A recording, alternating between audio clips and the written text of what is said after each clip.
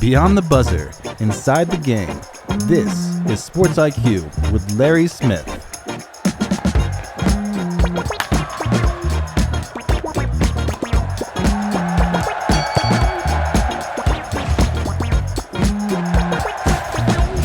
Thursday, May 7th. Glad you're here with us on the Sports IQ. I'm Larry Smith. Great show coming up. We've got Connor McGahey talking about the Colorado Avalanche just a bit. The Avalanche, the team to beat in the Stanley Cup Playoffs Western Conference. We'll get into that conversation. Also, all the action on the ice as well. We'll also talk about college football. You know, after a year of debating and talking about the college football playoff, and they end up staying right where they're going to be, 12 teams for 2026. Change may now be on the horizon, and it may be the coaches driving the change, not the networks, if you will. That whole conversation is coming up. Let's begin with the NBA playoffs, though. Last night in New York, the Knicks were down in this game 2 to a Philadelphia team playing without Joel Embiid, who was a late scratch just before game 2. Philly looking good for most of the game until the Knicks came on strong. We've talked about New York's offense, right? And what they did offensively in the final 2 games against Atlanta to close out that opening round series, what they did in game 1 in New York against the Sixers in this semifinal series. Well, it was their defense last night holding Philadelphia just one field goal over the final 6:52 to come away with the 108-102 victory. Jalen Brunson with 26 points. OG Anunoby had 24 points. 25 lead changes in this one, the most in an NBA playoff game since 2015. 4 ties as well in this. And so New York now up 2-0, the 3 seed taking on the 7 seed Philadelphia team, trying to come on and look, if they can advance here and to play top seed Detroit, they won't have home court edge, but they're playing so well right now. And they really showed, again, the mettle of a champion last night in this game. So they're up 2-0. Game 3 is in Philly Friday night. The other game from Wednesday night at San Antonio needed a win after losing game 1 of that series at home against Minnesota, and they come through and just bum rush the T-Wolves 133-95. Victor Wembanyama had 19 points and 15 rebounds. He becomes the first player in NBA history to average 15 points and 5 blocks in his first 6 career playoff games. Castle 21, Fox 16, as the Spurs put up 133 points, their highest scoring playoff game since 1983. You got to go back to, George Gervin and the like, Hemisphere Arena, way back then. So game 3 in this series is Friday in Minnesota, and it's tied at 1. The T-Wolves, if you recall in the opening round series against Denver, that pivotal game 4, when they lost a starting guard, Dante DiVincenzo, to the torn Achilles, they then lost, and he's out for the, until next year. He's done. They then lost Anthony Edwards to that bone bruise and hyperextended left knee as well. He was out, missed a couple of games. Ayo Dosunmu comes off the bench, 43 points, of course, the most in 50 years for a reserve player in an NBA playoff game. They then went to Denver in game 5 and completely laid an egg. I mean, just terrible shot selection, rushed shots, didn't get into their offense, terrible turnovers, just gave the ball away. 25 turnovers in that game against the Nuggets. It was a lot like that last night. They just were discombobulated, bad shots, bad turnovers. It was ugly. In fact, their head coach, Chris Finch, later told reporters that, we got punked. And there's no kidding about that. So game 3 is in Minneapolis. Again, they still have the home court edge because of that game 1 win, trying to finish this out in Minneapolis, get a couple of wins and take a commanding lead in this series. But again, right now it is tied at 1. Tonight, a couple of playoff games as the postseason continues. We mentioned the top-seeded Pistons in the East. They host game 2 against Cleveland, already up 1-0 in that series. Defending champion Oklahoma City is at home against the Lakers. The Thunder also leading that series 1-0.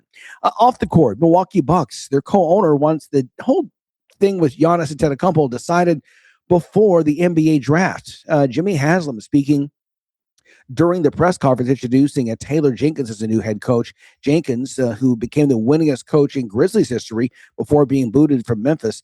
3 playoff trips in 6 years before he was fired in 2025. He's the coach moving forward, replacing Doc Rivers. But will he have Giannis Antetokounmpo? He's fully aware that Giannis may not be a part of his team this coming fall. Milwaukee just 32-50 this year. They missed the playoffs for the first time in a decade. 9 straight playoff appearances, that string ending this year. Now, as for Giannis, well, he has 1 year left in his contract. The Bucks can offer him a 4-year, $275 million deal come October. Of course, he was the subject of a lot of trade talk, a lot of trade speculation during the season. The trade deadline at that time came and went, and he's still a Buck. Look, he's only 31 years old, two-time league most valuable player. And again, Milwaukee, he led them to the NBA championship just a few years ago, the second in franchise history. And Haslam says, look, we realize all of that.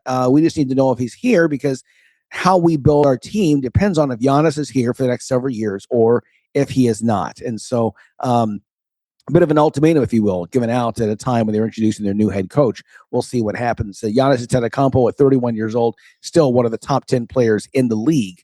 It would be a huge asset to anyone who can pick him up. The question is, can they give Milwaukee a sweet enough package to get him to come over? That's the question. A lot of changes coming for Golden State as well. Draymond Green is telling ESPN that he'd like to stay in the Bay Area. He has a $27.6 million player option in the final year of his contract for this coming year. He plans to exercise that and stick around. Of course, Steph Curry is still there. Big question in this offseason for the Warriors: what will Steve Kerr do?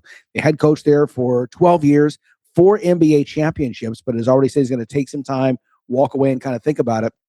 We've talked before. It's amazing what's happened with these two franchises, the Warriors and the Knicks. If you recall, before Kerr interviewed with the Warriors and took that job, he interviewed with the Knicks, and they turned down his salary demands. And so he went to Golden State and, of course, made history. Like I said, 4 NBA championships, and now considered one of the all-time great coaches in NBA history. Will he stick around for year 13 with the Warriors and run it back again? Well, time will tell. Let's go to the NHL right now, and some games last night. Buffalo tipping off its series with Montreal, and the Sabres getting the 4-2 win in game 1, so they take the opener in that series. Meanwhile, Anaheim getting the victory over Vegas, and a 3-1 in that series, and they're also up 1-0. That Anaheim is on the road at Vegas in that. Tonight, it is Carolina at Philadelphia. The Hurricanes, again, the 1 seed in the East, winning the first 2 games at home. Now they go on the road against the young Philadelphia Flyers, trying to find their way through and playing their first home game after knocking off Pittsburgh in round 1 as well. NHL news as well. Off the ice, the salary cap, it's announced, will go up to $104 million per team next season. That's a raise of about $8 million. And so that's good news for them. Again, coming off the numbers, this was the most watched first round of the Stanley Cup playoffs ever that we've seen. And so just a huge momentum for them, and things continue to go well for the pro hockey players there. We talked about the American Football Coaches Association and their meetings last week and voting in favor of an expanded playoff, as well as voting in favor of discontinuing the conference championship games. They're in favor of preserving the window for the Army-Navy game. In other words, on that second Saturday in December, not playing any playoff games, anybody else. Let them have their window. They're the only game on TV at that point. Just in a number of things, and also ending the playoffs by the second week of January. Something else that they've talked about. All this coming at the AFCA meetings last week. And again, it flies in the face of what we talked about before with the playoff. There was a lot of talk this year as they had to make a decision by the end of 2025 in terms of what was going to happen in 2026. Were they going to stay at 12 teams, expand to 16 teams, the Big Ten with like 24 teams? Well, what they're talking about possibly is they're going to go to 12 teams in 2026. It's already been decided that they had to decide that months ago, and that's locked in for 2026. But what does college football's postseason look like after that? Well, according to the language, they're willing not only to go to 16 teams, but even go to 24 teams. Now, 16 is where most conferences lie. It's the SEC model. It's the 5 conference champions plus 11 at large is how they would do that, with no teams getting buys. Most teams like that layout. However, what's coming out of these coaches' meetings right now is possibly going to 24 games instead. Now, there's a lot to work through right here. The Big Ten, what they would like is to have one at-large team, overall from the group of 5, if you will, and then 25 teams come in from the Power 5 conferences. That's what they would like. Will it come out to that? We don't know, but it would be certainly something where you'd have 8 teams getting a first round bye, and then the 9 seeds through 24 seeds would be paired off, and they would play on home sites in the opening round, much the way we have right now in this. One big question, though, with getting rid of conference championship games is the money. It's estimated those games bring in about $250 million for the respective conferences and the networks. Well, the feeling is that these extra games could bring in anywhere from $300 to $700 million if you go this route. But again, here's the thing with this. 2 years into the expanded conference playoffs, the expanded college football playoffs, I think that we all agree that there aren't 24 teams out there that are worthy to be in a national championship chase, right? It's a bit different from basketball. I mean, just like I think the same with going to 76 teams in basketball. We don't think these extra 8 teams are going to make any kind of difference. You're just going to really kind of placate a few coaches, maybe fighting for their jobs possibly. Much the same here, that I think, again, in football, we've already talked about in the show a couple of days ago, Michigan's coach, Kyle Whittingham, feeling that coming up here in a couple of years, we're going to have maybe 12 to 15 teams with $50 million payrolls, or even 12 teams. It's going to be only those few teams that'll be really your serious competitors. I'm in favor of the way it looks right now of doing away with the conference championship games in this format right now. The point before was to win your conference. It's the extra weekend. There's extra revenue for that city. It's extra, TV revenue coming in, all that extra money coming in. But does it change anything for your conference in terms of teams getting into the playoff? No, it doesn't. The only one where really it affected anybody was the ACC, and the way they had things, the way their ruling was, the way they're wording, the winner of that game would then go on to the college football playoff. Well, Dukes, it turns out, they weren't even ranked in the college football rankings. They upset their way to the championship. They're changing their rules, the ACC, that the 2 teams that will go to, if there's a case of a tie, which they had this past year, in case of a tie, the 2 highest ranked teams in the college football rankings will be the 2 facing off for the conference championship. So there's just a lot to change right here, but it's all driven by money. But it looks like where it appeared the 12-team format was going to win, that it did temporarily, but that's not the case. It appears right now that expansion is coming as early as 2027, and potentially they could double the field. Now, you may ask yourself, why go to so many teams?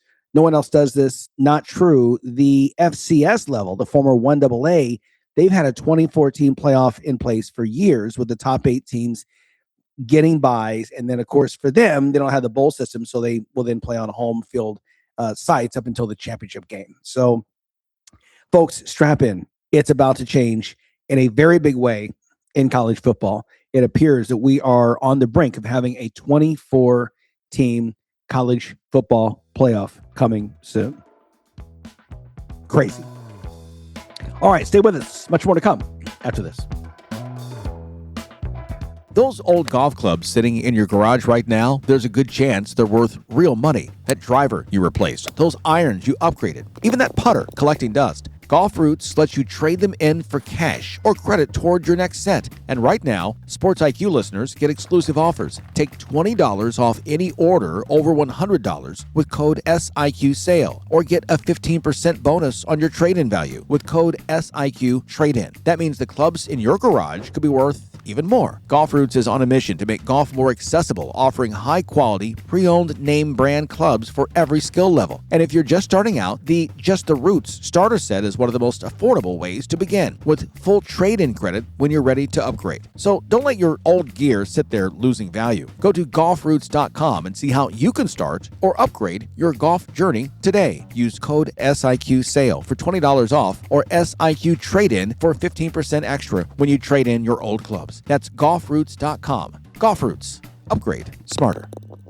Listen, were you forced into getting a solar contract and now you just don't want it anymore? Maybe the solar company misled you. Or is your solar contract buried with hidden fees? Are you not saving the amount of money you thought you would on your energy costs? Don't worry. At the Solar Exit Hotline, we can help you cancel your solar contract, even if the panels are already installed. Our experienced legal team will review your contract and help you cancel it, possibly saving you thousands of dollars. You gotta call right now for complete details. So listen, if you're not happy with your solar contract for any reason, we are here to help you cancel it. Call the Solar Exit Hotline now for immediate options to help you exit your solar contract. This call is 100% free. Call 855-227-0286. That's 855-227-0286. Call us right now.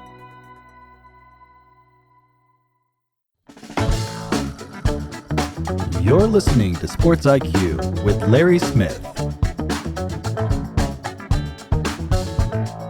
Welcome back. Still talk a little hockey here coming up in just a bit with Connor McGahey, producer Tony, talking with him as we kind of go through and begin to look ahead in the Stanley Cup Playoffs. Avalanche with a few days off, trying to get the schedules together here this weekend. Everyone be on the same page. Big story out of horse racing. This is not a terrible surprise, but Kentucky Derby winner Golden Tempo will not be running in the Preakness. It's going to renew the debate about the Triple Crown races. 3 races in 5 weeks' time. Is that too soon? Because this now becomes the third Derby winner in the last 5 years to skip the Preakness. Justify in 2016, the last Triple Crown winner. And as we talked before, we understand why trainers do this. Cherie DeVoe just said it's too soon to run her horse again. Of course, she made history with the 19-1 live shot, the 23-1 live shot, I believe it was, getting the win at Churchill Downs on Saturday. And she became the first female trainer to win the Derby. There have been 17 female trainers before her entering horses. She's the first one to get the win. And this coming off this Kentucky Derby Saturday at Churchill Downs in Louisville, turns out made history as the most watched Derby ever. 20 million viewers taking this in. It peaked at about 24 million. So the sport right now enjoying just fantastic interest and attention. Compare those numbers to 2025, which was around 18 million watching and peaking at around 22 million. So they increased it from that. But we will not see the Kentucky Derby winner, Golden Tempo, at the Preakness, which, by the way, will not be run at Pimlico. It is shut down this year because they're renovating the grandstand. So instead, they will run this race at Laurel Park. But again, they'll do it without Golden Tempo. And the question then again becomes, how much longer will horse racing go along with this? There's some TV contracts to be renegotiated in 2027. We've talked before about Churchill Downs spending $85 million to buy the Preakness Stakes, and they're going to lease the name back to the state of Maryland. We talked last year with horse racing expert, NBC reporter Kenny Rice, saying that one of the issues in terms of trying to change the calendar is the betting boards, the racing boards in each state, the state of Maryland and the state of New York, where the Belmont is held, the third leg of the Triple Crown. Will they move theirs? Will they move their dates because of the way they are set up? To date, the answer has been no. But with Churchill Downs now influencing the first 2, could that be changing later? I think we all would agree it'd be great for horse racing if it did. I'm a traditionalist too. I love tradition, but if it means having Triple Crowns in play more often, it's a good thing for the sport. And so hopefully that happens because, again, the horse's health should be number one. We are now a day away from the WNBA season beginning, the 30th year. Hard to believe that we're already there as a team that was a league that, just really, about 6 weeks ago was in a bit of turmoil, right? They were trying to get this new collective bargaining agreement done. They did. And so now a season starting for the WNBA that is unlike any other. They're welcoming in 2 new expansion teams in Portland and in Toronto to make it now a total of 15 teams in the league. Of course, it is Las Vegas as the defending champion with A'ja Wilson right there, the 4-time league MVP, 2-time finals MVP. And the great story again, no one will ever count them out again. They were only 11-11 at the All-Star break, came on strong in the second half, knocked off Phoenix in the finals to get that championship, their third in 4 years. Already they're talking about, people making Vegas making some laying some odds on who could be the MVP and that kind of thing. Right now, believe it or not, odds makers like Caitlin Clark to win the MVP. Of course, last year in her sophomore season, after winning Rookie of the Year honors in 2024, Caitlin had a series of nagging hamstring and ankle injuries that limited her to only 13 points. She just was not effective, could not get things going. Indiana, with first-year coach Stephanie White, still managed to make the playoffs without her. And so now they're considered a potential title contender. Leah Boston's still there. Kelsey Mitchell's still there. Sophie Cunningham. They added some other pieces as well. Also, another favorite in this obviously would be Wilson. She led the league in points and rebounds last year for the second year in a row. And again, the 4-time and the reigning MVP has to be considered a favorite as well. But right now, odds makers like Caitlin in that. Rookie of the Year favorites, AZ Fudd down in Dallas, the number 1 overall pick. 16 of the 28 number 1 overall selections on draft day have gone on to win Rookie of the Year, including, of course, these last two. And, Fudd's teammate in Dallas, Paige Beckers, also her former UConn teammate, and Caitlin Clark coming out of Iowa, now with Indiana, of course. Another name to watch, though, is Olivia Miles with the Minnesota Lynx. Miles had a tremendous career at Notre Dame before finishing up her final season at TCU. Figures to fit in well, and she may be leaned on quite a bit with Minnesota beginning this season without their MVP candidate, Defisa Collier, who was suffering from an injury and will miss the start of the season here this weekend. Defensive Player of the Year, the favorite there is A'ja Wilson. She's the reigning Defensive Player of the Year as well in the W. Another name coming up is Alana Smith. What will she bring this year as she begins yet another campaign in her end? You talk about some of the teams coming up just now. We mentioned, again, Indiana's healthy. Las Vegas kept their core together as Gray and Young both re-signed. If you're wondering about the new collective bargaining agreement and how that works out with existing contracts, the way it works out, those players actually saw their pay increased to current times. So Caitlin Clark, in the final year of that rookie contract, would have paid her less than $100,000, will actually be making more north of $500,000. And you've seen some players, again, sign some max deals, including A'ja Wilson and some other players. So interested to see how that's going to work out. Another name in a new place I think will be really good for her is Angel Reese, getting traded from Chicago. And so both of last year's first-round picks out of Chicago, as the Sky earlier this week released Haley Van Lith, who was picked later in the first round. She was picked up on Wednesday by the Connecticut Sun. She started at Louisville for years and played 1 year at LSU and then 1 year at TCU.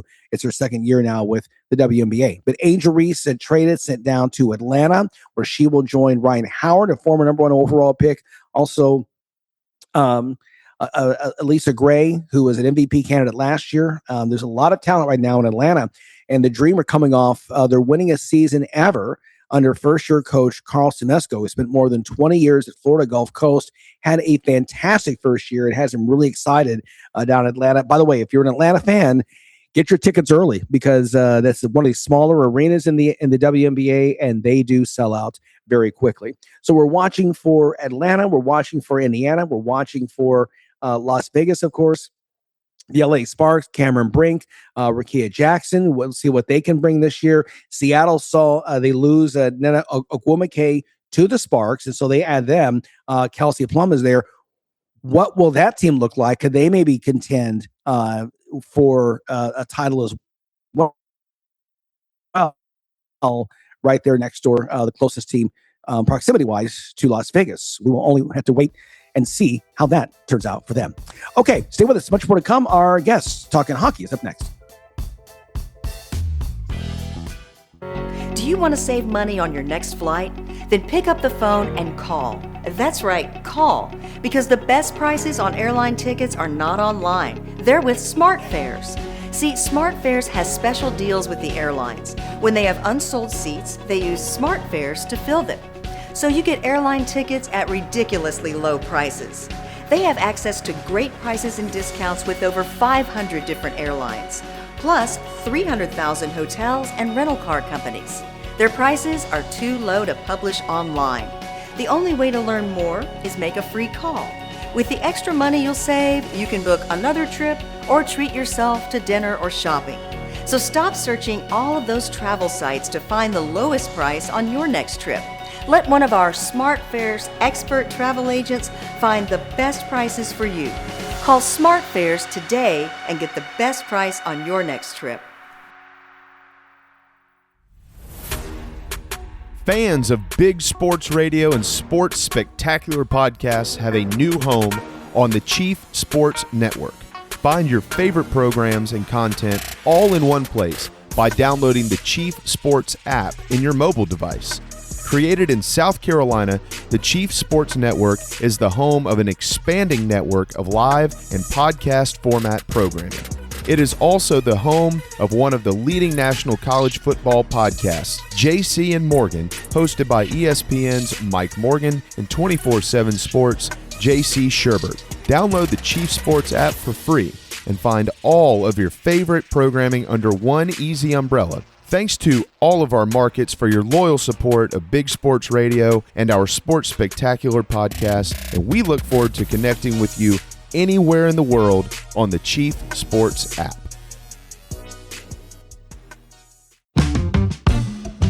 You're locked in to Sports IQ with Larry Smith.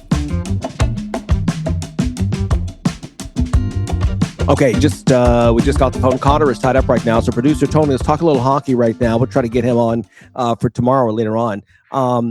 Let's start with this Avalanche Wild Series. Colorado, again, the team to beat in the West. A little bit of a break to let the other series catch up. They won't play game 2, or their next game comes up here on Saturday. Yeah, they'll play game 3 in Minnesota on Saturday. That's going to be a huge night for the Wild. They have got to get on track. They've got to get on track defensively. You know, you've allowed 14 goals so far through 2 games. You're not winning too many playoff series giving up 14 goals, you know, in 2 games. Your goalies are giving up 7 a game. You're short-lived for the playoffs at that. And they have played so much better since they got Quinn Hughes from Vancouver at the trade deadline.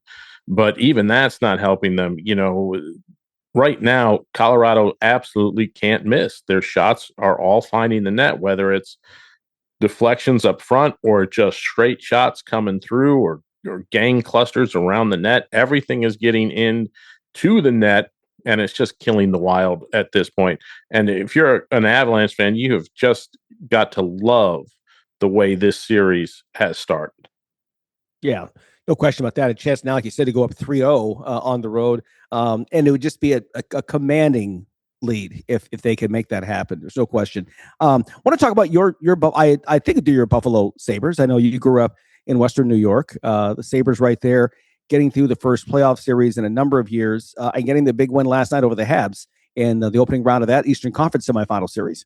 Yeah, I mean, the fans love it. I've always been a Sabres and a Bruins fan. I started off being a Bruins fan before Buffalo actually had a team, and then kind of, you know, jumped on the Buffalo bandwagon because I was from that area. Got to see a couple games up in Buffalo when I was a kid, so that was always interesting. It is good for them to get off on the right foot. They didn't have too much of an issue with Boston. A couple of the games, you know, were tight, but Buffalo was able to pull them out. They rallied in game 1 after being down and had that monster third period against Boston. That was really good to see. And they're just clicking right now. The offense is doing its job. Alex Lyon in goal has been outstanding the last few games. He's really putting it together right now. And it's just an interesting series to see Montreal and Buffalo. You know, both teams have had their struggles the last decade or so, especially even getting to the playoffs. Buffalo more so than Montreal, but neither team has lit it up in the last 15 years. And it's nice to see the two of them doing battle, to see, you know, one of them is going to make the conference finals with having a chance to get to, you know, the Stanley Cup finals. And for either one, it would be huge. Buffalo has been to the finals rarely. Montreal, of course, we talked about that earlier, Larry. They've won 24 cups and are the best thing going on ice, in the history of the NHL. But it's been a long time since they've won a cup, and it's been an even longer time since Canada owned the cup.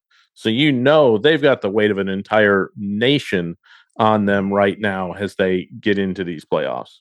Absolutely. What does it mean for a city like Buffalo? I see cities that they aren't the mega cities with all four pro sports leagues, and the Buffalo is one. St. Louis, I see the two fan bases very similar. You can throw in Indianapolis, Cincinnati, Cleveland. But what does it mean for Buffalo right now to have a successful football team? Not a Super Bowl yet, but year in, year out, they're winning double-digit games. They have a superstar in Josh Allen, so the nation's attention is on them because of him and their success. And then now to have the Sabres also in the playoffs. What does it mean for a fan base like Buffalo's to have this kind of success for a city that hasn't had a chance to enjoy this in quite a while? Yeah, well, Buffalo is a pretty rabid sports fan base to begin with. They're very passionate about their teams, whether it be the Sabres or the Bills. They're even, passionate about their AAA baseball team out there, right? So, but this would really mean something. That this is a city that hasn't won anything since the 60s. The Bills did bring home an AFL championship in the 60s. That's the last title of any kind that has come to Buffalo. Wow. So, you're pushing 80 years at this point without something to cheer about in the sports world. And they would love nothing more than the Sabres to fill that void. I've got some good friends that are Sabres fans, and they are just rabid Sabres fans. They go to the games. One lives down here in Georgia. He goes to the games when he's back home, always has his Sabres jersey on if the Sabres are playing. So, yeah, it would be really, really meaningful for that organization to get a Stanley Cup, to etch their names on that Stanley Cup and put Buffalo, into the title conversation, for the NHL. Yeah, it reminds me a lot of it. Sounds like the St. Louis fans, although they've had some championships there since Buffalo has, but the same thing. The Blues, be it the old Checker Dome or their new arena, sell out no matter what the team is doing. The baseball Cardinals the same way. It's just a rabid sports town, and it feels like because you don't have all four sports, that fandom, that fanaticism is even more targeted to those teams. Another area that doesn't have all four sports leagues is down in Carolina. The Hurricanes right now looking really good as they swept through round one and have looked good here in round two. Yeah, I mean, they're a team that has a lot of firepower. They go 3 lines deep, play good defense, and just put a lot of pressure on other teams. I've watched the first game of that series, and they just gave no quarter. In that first game, they had pressure all the time, forechecking, strong all the time, strong in the middle. If you got the puck into their end, you felt like, oh, yay, at least we're in their end, but you couldn't really get too many shots off against them. So they've been playing really well and looking really strong in these playoffs just throughout. And they don't have to deal with Florida because they didn't make the playoffs. So they don't have to worry about that coming up. Absolutely. So they're leading. They've yet to lose a game here in these playoffs. We talked to their play-by-play man, Mike Maniscalco, last week, and he was just fantastic in kind of giving us some insights on that. There's no question at all. So talking here with producer Tony, as we're talking a little Stanley Cup playoff action. If you're waiting for Connor McGahey, he's going to join us. Try to get him a bit later. He got tied up, and we needed to get this show going. The other series we haven't discussed yet, back over to the West. Anaheim last night, surprising Vegas in round one, or in game one of their round two matchup, getting the win on road ice. We haven't seen that very much. In fact, actually, they're the only team that's done that here in the semifinal round of the playoffs. Yeah, I mean, that's the one team that went into the playoffs. Nobody really knew what Anaheim had, right? They don't get a lot of coverage, especially the bulk of the media is located east of the Mississippi. They were kind of that quiet team out west. You probably weren't thinking they were going to get past the first round even, but now here they are in the semifinals. Now they've got a 1 game up on the Vegas Golden Knights, who we have seen some stuff from. It's just going to be interesting to see how far they can go. right now with the teams in these playoffs, when you've got the Flyers, you've got the Sabres, you've got a blue blood like the Canadians who haven't been there a while, you've got Anaheim back in the mix for a while.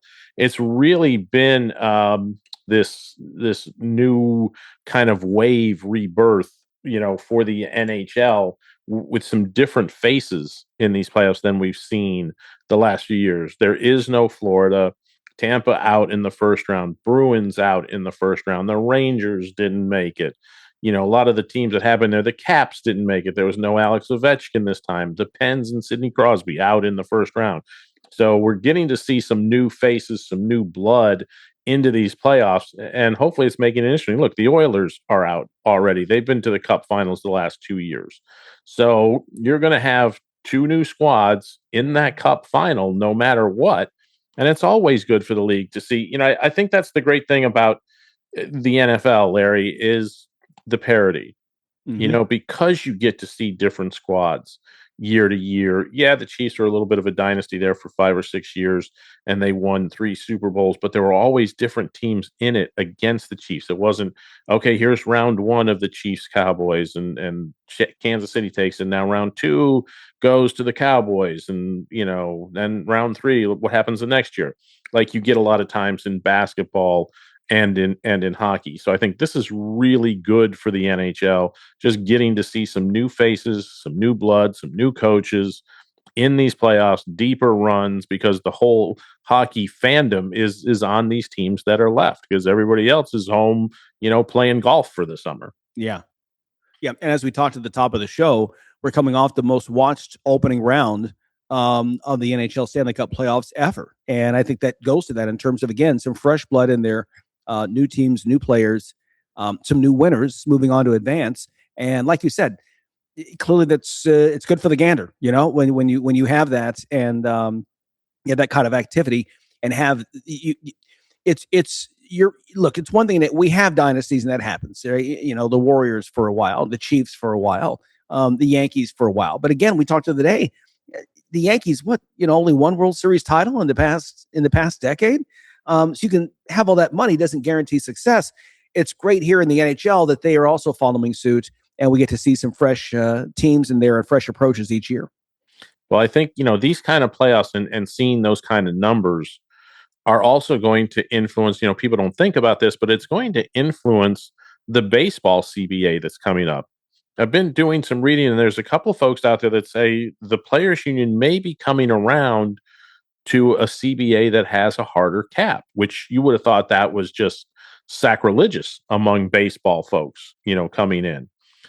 But I think they're seeing, and I think the owners are seeing what happens in the other leagues when the playing field is somewhat leveled. There are teams in the NHL that have deeper pockets than the Sabres, that have deeper pockets than Anaheim. There are NBA teams that have deeper pockets than some of the teams, than OKC, than some of these other teams. But the cap levels that playing field. And you've not had that. Yeah, you've had these aprons and whatnot in baseball, but you haven't had that level playing field. It would be interesting to see the playing field get leveled, and then what happens to a Pittsburgh, a Kansas City, a Baltimore, a Minnesota. Can they compete a little better?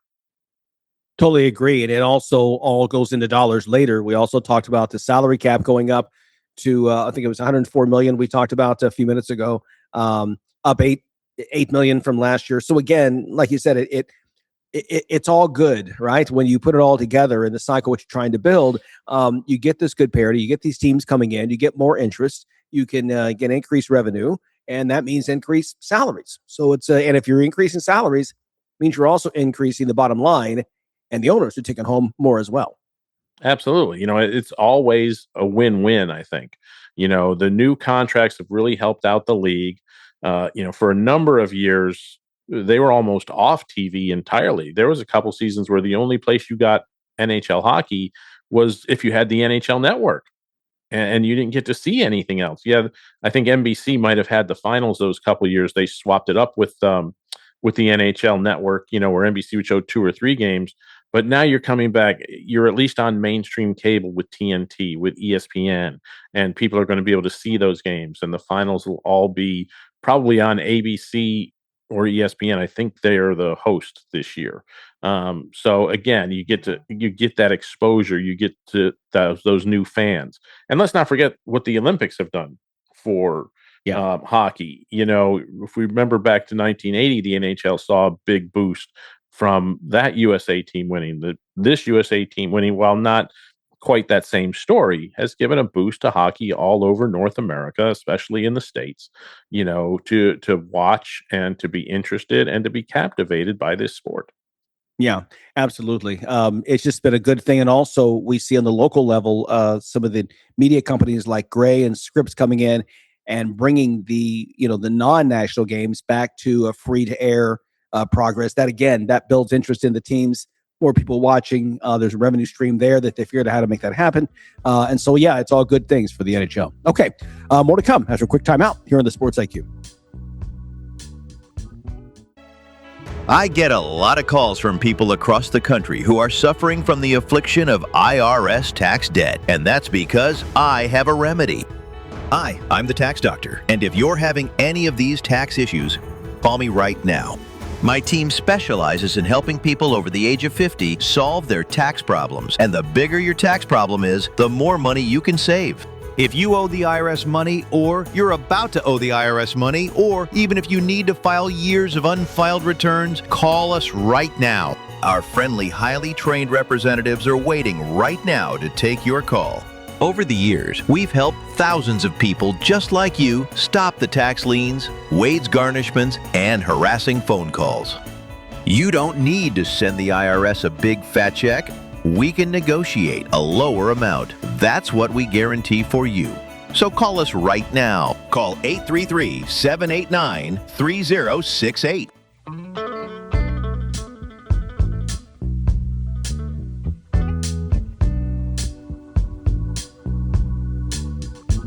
Right back here in the show, we were talking earlier about the WNBA tipping off to tomorrow night on ION. The games this weekend, unprecedented dollars being involved in terms of the new collective bargaining agreements, with 15 teams now in the league, with 3 more coming before the end of the decade.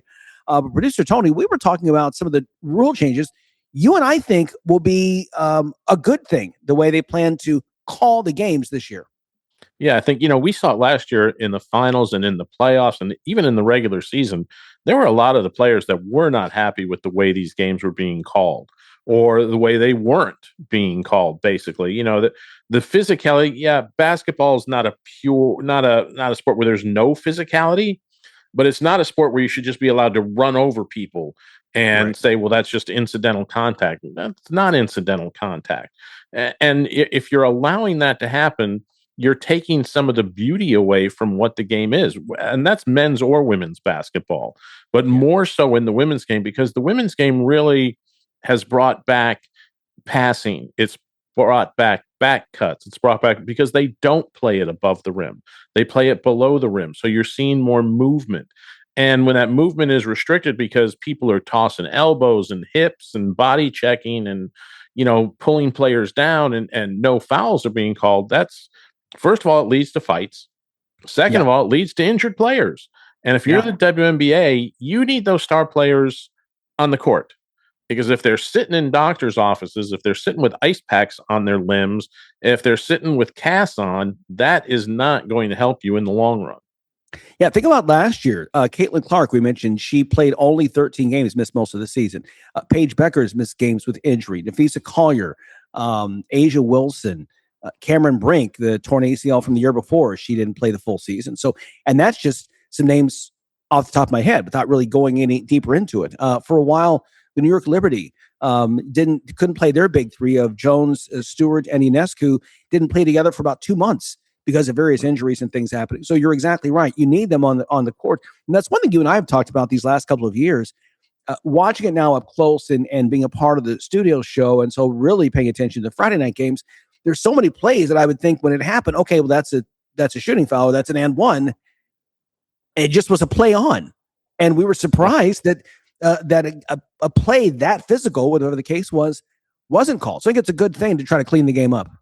Absolutely. And that will allow the women in this league to really showcase their skills even more.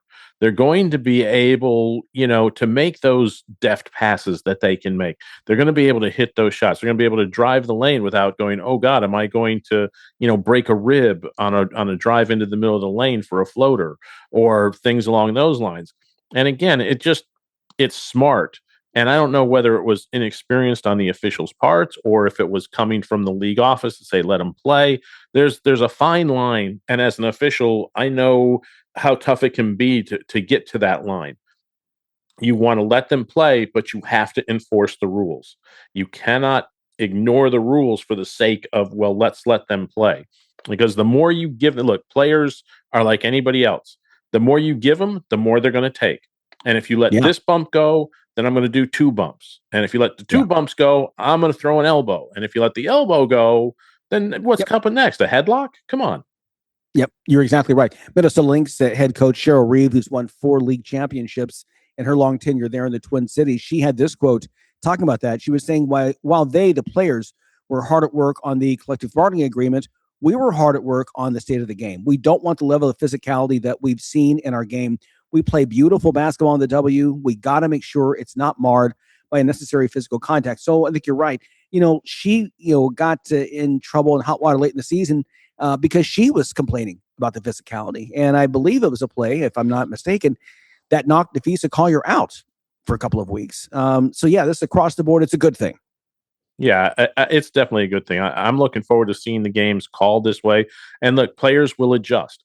Once they see how the games are being called and they're not going to be able to get away with the arm bars, with the bump, with the hip checks, with all that kind of stuff, where they're going to be sitting on the bench in foul trouble, they'll stop it. They'll figure out a way. Again, it goes back to the fundamentals of the game, right?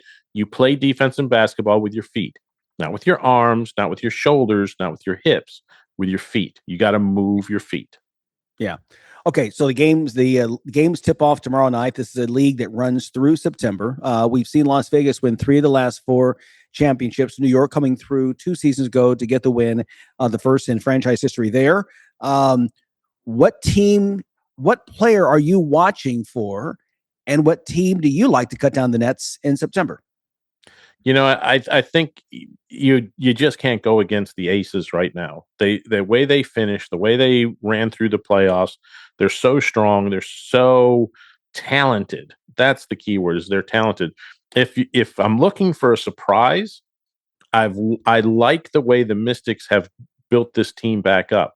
I think they could surprise some people this year. They've got a lot of talent now on that roster, talent they didn't have 2 or 3 years ago. They may be an interesting team to keep an eye on. And I think the Dream down in Atlanta could be interesting. If Reese can fit in, if she plays the way she's capable of playing, it gives them an interesting middle person to help out. They had Brittany Griner last year, but her offensive game is so limited at this age. Mm-hmm. And Reese is much younger and can still bring that same kind of physical play in the middle, but also a little better offensive setup to it. And also, Angel Reese doesn't have to be the savior in Atlanta. She's got Ryan Howard. She's got Alicia Gray. She has all these other pieces there. Probably a little stronger coach, I guess, as well, if you will, or he's had some bit more success, a little more experience, I should say, as a head coach, taking it away from Coach Marsh and his assistants, the rings he won as an assistant in Las Vegas. I'm with you. I think the Mystics are a very intriguing pick. Lauren Betts at 6'7" is difficult to deal with. She's experienced, just led UCLA to the national title. And so I think you put her in with Sonia Citron and Kiki Ariafin from Notre Dame, the 2 second-year players they got last year high in the draft. It's a very interesting, intriguing team. And one, when you look at last year and they made some trades to kind of clear some space, and some critics were like, why would you do that? Why are you going to do this? Well, they've done a rebuild now. And so this could be very, very interesting to see how that plays out. I agree with you. It's hard to go against the Aces. They kept not only Asia Wilson, but their whole core of who they are. Lost some players, of course, in the expansion draft. But those are the players. I'm really intrigued, though, to see what Indiana can do with a healthy veteran Caitlin Clark, with an improved and even more veteran Aaliyah Boston, Kelsey Mitchell, all the pieces that they have there. And Coach Stephanie White, who did a great job getting them into the playoffs, despite not having Clark for most of the season. So It's going to be a very competitive league, competitive season, and we can't wait for that.